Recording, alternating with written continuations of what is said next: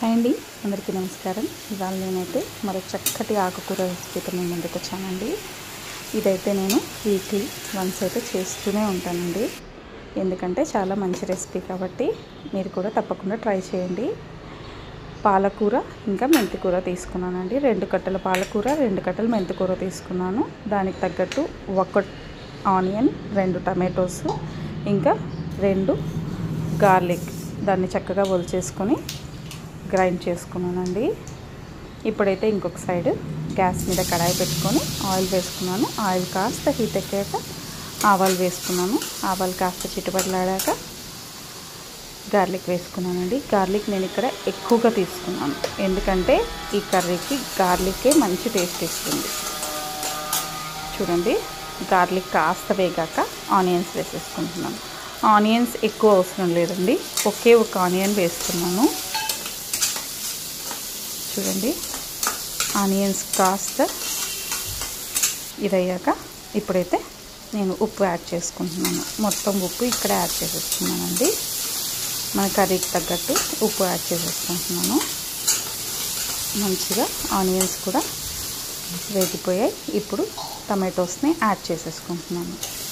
Tomatoes మంచిగా cook అవ్వాలండి. 5 to 10 minutes మీరు మూత పెట్టుకోకుండా వేయించుకోవచ్చు, లేదంటే మూత పెట్టేస్తే ఒక 5 minutesకి ఒకసారి చెక్ చేయండి. అలా 2 times చెక్ చేస్తే 10 minutes తర్వాత మనం ఆకుని యాడ్ చేసేసుకోవడమే. చూడండి, ఇంత మోతాదులో ఆకు మనం ఒక్క పూటలో తినేయచ్చండి. అలా ట్రై చేసేయాలి. ఇప్పుడైతే పాలకూర వేసేసుకున్నాను. మిగతా మెంతికూరను కూడా యాడ్ చేసేసుకున్నాను. దీన్ని చక్కగా వేయించుకోవాలండి. వాటర్ అనేది లేకుండా, ఇందులో వాటర్ అసలు యాడ్ చేయకూడదు, ఎందుకంటే పాలకూరలో నుంచి ఎక్కువ వాటర్ మనకి రిలీజ్ అవుతుంది కదా. అలాగే టమాటో నుంచి కూడా వాటర్ వస్తుంది. కాస్త మూత పెట్టుకొని 5 నిమిషాలకు ఒకసారి చెక్ చేసుకోవాలండి. ఇప్పుడు ఏంటంటే ఆకు నిండుగా ఉంది కాబట్టి కలుపుకోవడానికి కాస్త ఇబ్బందిగా ఉంటుంది. ఇంకొక 5 minutes అలా మూత పెట్టేసామంటే మనం వేపుకోవడానికి బాగా ఈజీగా ఉంటుంది.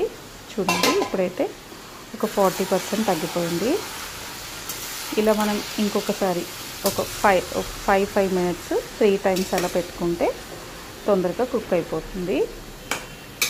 చూడండి, మనకి ఇందులో అడుగంటే ప్రాబ్లం కూడా ఉండదు కదండి, ఎందుకంటే వాటర్ వస్తూనే ఉంటాయి పాలకూరలో నుంచి. ఇప్పుడు మొత్తం వాటర్ అయితే వచ్చేసాయి. చూడండి,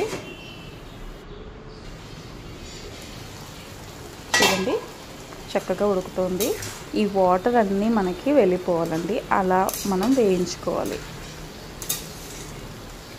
ఇప్పుడు మూత పెట్టేసుకొని ఒక 10 నిమిషాల తర్వాత మళ్ళీ చెక్ చేస్తున్నాను. చూడండి, పర్ఫెక్ట్గా కుక్ అయిపోయింది. ఈ స్టేజ్కి రావాలండి, అప్పుడే కర్రీ అనేది చాలా అంటే చాలా టేస్టీగా ఉంటుంది. కాస్త రైస్ పెట్టుకొని అందులో నెయ్యి వేసుకొని ఈ ఆకు వేసి పిల్లలకు పెట్టామనుకోండి, చక్కగా తినేస్తారండి. అంతేనండి, ఎంతో ఈజీ అండ్ హెల్తీ రెసిపీ. మీకు కనుక ఈ వీడియో నచ్చినట్లయితే తప్పకుండా నా ఛానల్ని సబ్స్క్రైబ్ చేసుకోండి, ఇంకా లైక్ అండ్ షేర్ చేయండి. Thank you for watching.